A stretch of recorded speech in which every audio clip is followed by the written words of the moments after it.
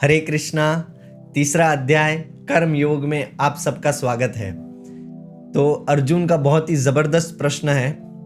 अर्जुन कहता है, अगर मनुष्य जीवन का जो लक्ष्य है वो आत्म साक्षात्कार है तो मैं मारूंगा, मर्डर करूंगा, इधर लोगों को मार के मेरे को कौन सा आत्म साक्षात्कार होने वाला है। इससे अच्छा ये सब छोड़ के मैं संन्यास ले लेता हूं, अगर मनुष्य जीवन का लक्ष्य आत्म साक्षात्कार है तो।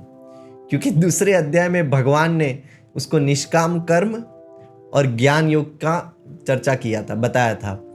तो वो ऐसा सोच रहा है कि अगर मनुष्य जीवन का लक्ष्य आत्म साक्षात्कार है तो मैं इस लोहू लोहान कर्म में क्यों फंसूं, इससे कौन सा मुझे आत्म साक्षात्कार होने वाला है।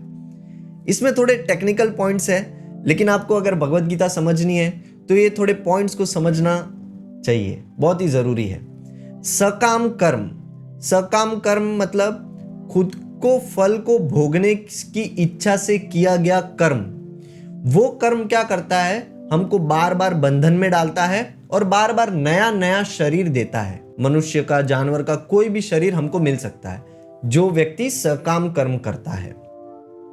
तो अर्जुन जो है युद्ध को सकाम कर्म समझ रहा था, लेकिन भगवान युद्ध को निष्काम कर्म बताने की कोशिश कर रहे थे उसको, जो कि वो नहीं समझ पाया। और वो ज्ञान योग संन्यास लेने की बात कर रहा है। वो कहता है कि मैं संन्यास ले लेता हूं और मनुष्य जीवन का जो लक्ष्य है आत्म साक्षात्कार, सेल्फ रियलाइजेशन, उसका प्रयत्न करूंगा। एक्चुअली अर्जुन जो है युद्ध से भागना चाहता था। हम भी कई बार अपने कर्तव्य से भागने के लिए बहुत सारे बहाने देते हैं।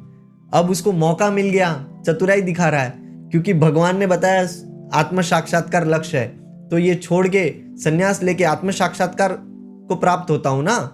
बहाना मिल गया युद्ध से भागने का।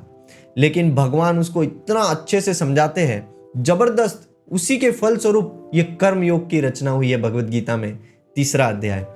भगवान कहते हैं कि आत्म साक्षात्कार के दो मार्ग हैं, मैं तुझे बता चुका हूं। एक है ज्ञान योगी और एक है कर्म योगी, निष्काम कर्म। ज्ञान योगी जो ज्ञान लेके सेल्फ रियलाइजेशन को प्राप्त होता है, और कर्म योगी जो फल की इच्छा को पूरी तरह छोड़ के कर्म करके सेल्फ रियलाइजेशन को प्राप्त होता है। तो मैं तुझे वही कह रहा हूं, तू अगर संन्यास भी ले लेगा तो उधर जाएगा और तू किसी ना किसी के साथ युद्ध करेगा। क्यों? क्योंकि तेरे नेचर में संन्यास नहीं है। तेरे नेचर में प्रकृति ने क्या डाला है? युद्ध करना। खून में है तेरे युद्ध करना। तो तू युद्ध करने को नहीं छोड़ सकता, तू उधर जाके भी किसी ना किसी के साथ युद्ध करेगा। क्योंकि संन्यास वही ले सकता है जो पूरी तरह भौतिक कर्मों से शुद्ध हो चुका है, भौतिक वासना से शुद्ध हो चुका है, उसी को संन्यास लेना चाहिए। हर व्यक्ति का अलग अलग स्वभाव है और उसको अपने स्वभाव के अकॉर्डिंग ही कर्म का चॉइस करना चाहिए। अगर हम अपने स्वभाव के अकॉर्डिंग कर्म का चॉइस नहीं करेंगे तो वो कर्म करने में हमको मजा भी नहीं आएगा और वो कर्म में कभी भी हम सक्सेसफुल नहीं हो पाएंगे। तो अगर वो संन्यास भी लेगा अर्जुन तो वो सक्सेसफुल नहीं हो पाएगा संन्यास लेने से, क्योंकि कर्म का त्याग करने से कर्म फल से छुटकारा नहीं है। हाँ, अपने कर्तव्य का त्याग करने से कोई कर्म फल से नहीं बच सकता, और ना ही संन्यास लेने से कोई सिद्धि को प्राप्त हो सकता है। हाँ, तो अपने स्वभाव के अकॉर्डिंग हमको कर्म करना चाहिए। कोई भी कर्म हमारे कर्तव्य का है उसको नहीं छोड़ के भागना चाहिए। भगवान कहते हैं वो मिथ्याचारी है जो सब कुछ छोड़ के चला जाता है और फिर अपने मन के अंदर भौतिक वासनाओं का चिंतन करता है। प्रकृति के द्वारा सबको कुछ ना कुछ गुण और सबको कुछ ना कुछ क्वालिटी दी गई है।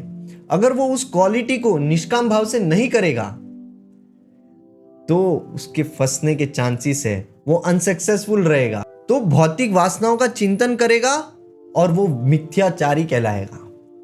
संन्यास ले लिया लेकिन भौतिक वासनाओं का चिंतन चल रहा है, हाँ, भौतिक कर्मों का चिंतन चल रहा है, तो वो मिथ्याचारी है, वो झूठा है। इससे अच्छा ये है कि अपने कर्तव्य का पालन करो, सबको सुख दो, अपने स्वभाव के अकॉर्डिंग कर्म करो निष्काम भाव से। इस तरह तू स्पिरिचुअलिटी को, सेल्फ रियलाइजेशन को प्राप्त हो सकता है, ऐसा भगवान अर्जुन को बता रहे हैं। अपने स्वभाव के अकॉर्डिंग कर्म का कभी भी त्याग नहीं करना चाहिए और उस कर्म का त्याग करने से हम कर्म फल से नहीं बच सकते। अपने कर्तव्य का त्याग करने से कोई भी कर्म फल से नहीं बच सकता। तो यही बात भगवान अर्जुन को बता रहे हैं। अब इसके बाद वाला जो श्लोक है वो बहुत जबरदस्त है। भगवान निष्काम कर्म योग के लिए एक बहुत ही जबरदस्त श्लोक बताएंगे, वो हम सुनेंगे नेक्स्ट वीडियो में। वीडियो को सुनने के लिए आप सबका बहुत बहुत धन्यवाद। हरे कृष्णा।